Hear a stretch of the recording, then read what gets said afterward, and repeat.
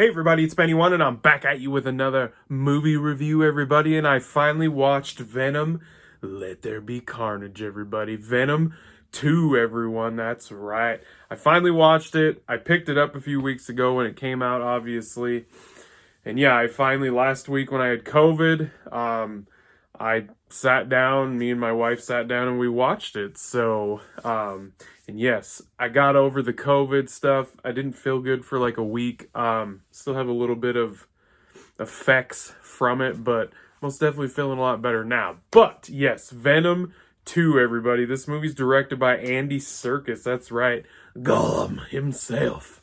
I don't know if this is the first movie he's directed. I did not look to see if it was, but I think I don't know if he had anything to do with the story. I don't think he did in this movie. I think he, film-wise, shooting the movie and everything, I thought he did a pretty good job. And like I said, I don't think he had anything to do with the story, because I gotta tell you, I was not pleased with the story in this movie, and mainly because I guess I just don't really know if they quite knew what they were going to do with the first two acts in this movie. We obviously all know what the third act is about.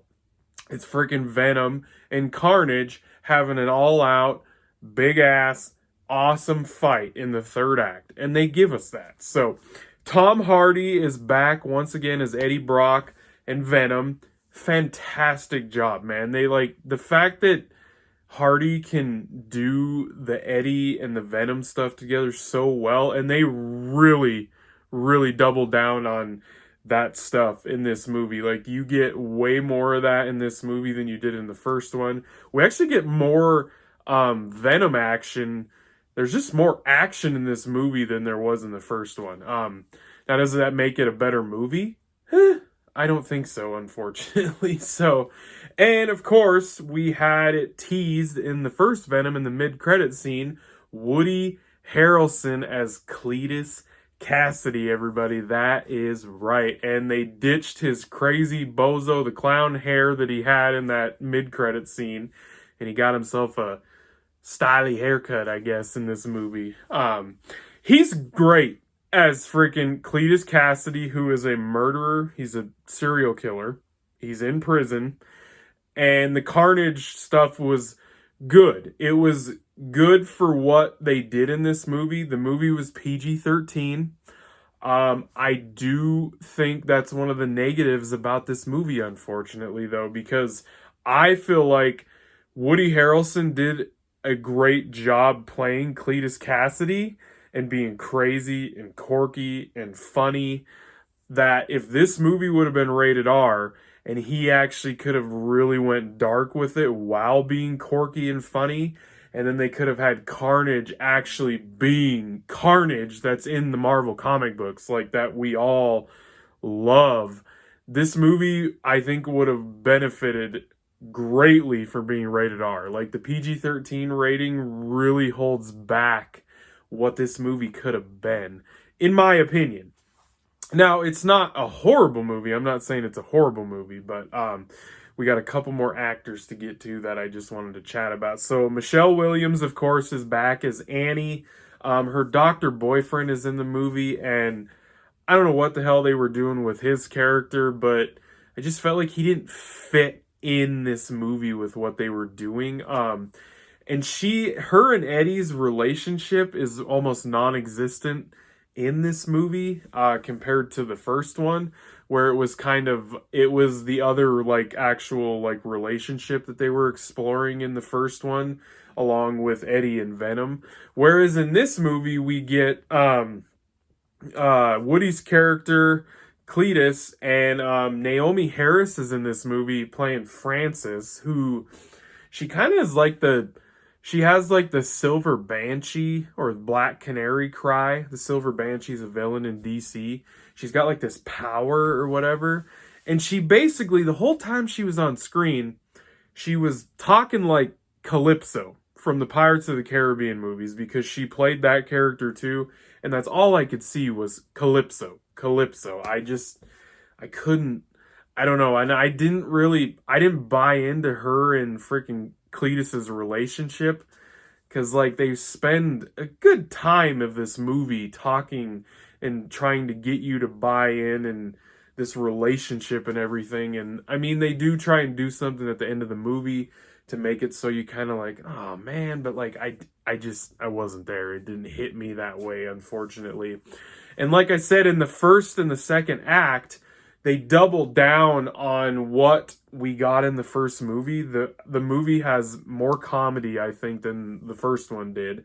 The stuff with Eddie and Venom, I liked it, but I kind of think they went a little bit too far with their relationship and their breakup and all this stuff. I mean, we get Venom in a freaking damn nightclub, for God's sakes, which, okay, I get it. This version of these characters in these movies are a little more on the comedic side, but I really think the rated R thing would have benefited this movie so much more. And if they, because you can have that funny stuff. I mean, like Deadpool. Deadpool is a perfect example.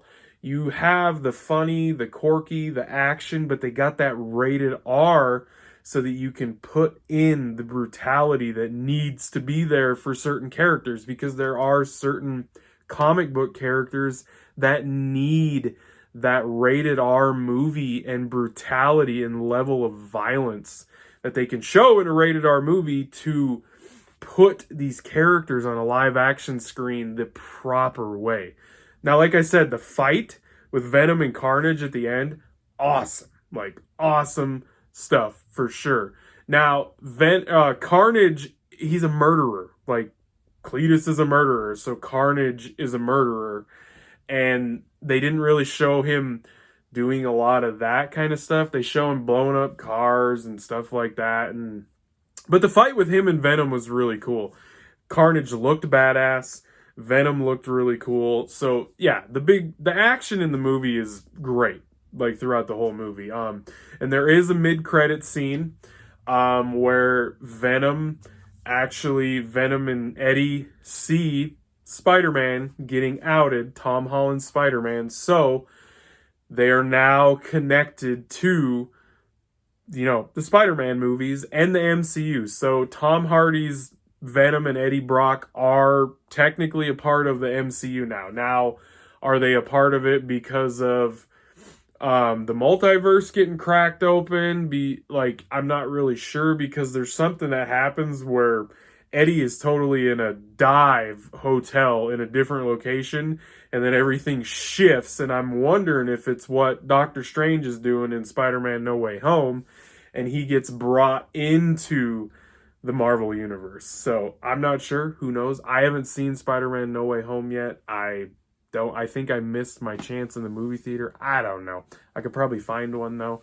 But yeah, so Venom, Let There Be Carnage, Venom 2. I did not enjoy it as much as the first one. So I am going to give it a 6 out of 10. Unfortunately, I do get entertainment out of it because of the action, and when Venom and Carnage are going at it at the end of the movie, it's entertaining. It's very comic book accurate with stuff. There are Easter eggs sprinkled throughout the movie that, people who have read these comics will pick up on. But yeah, guys, a 6 out of 10 for Venom, Let There Be Carnage. I hope you guys enjoyed that review. Thanks for watching, and be catching you on the tube later, because I have spoken.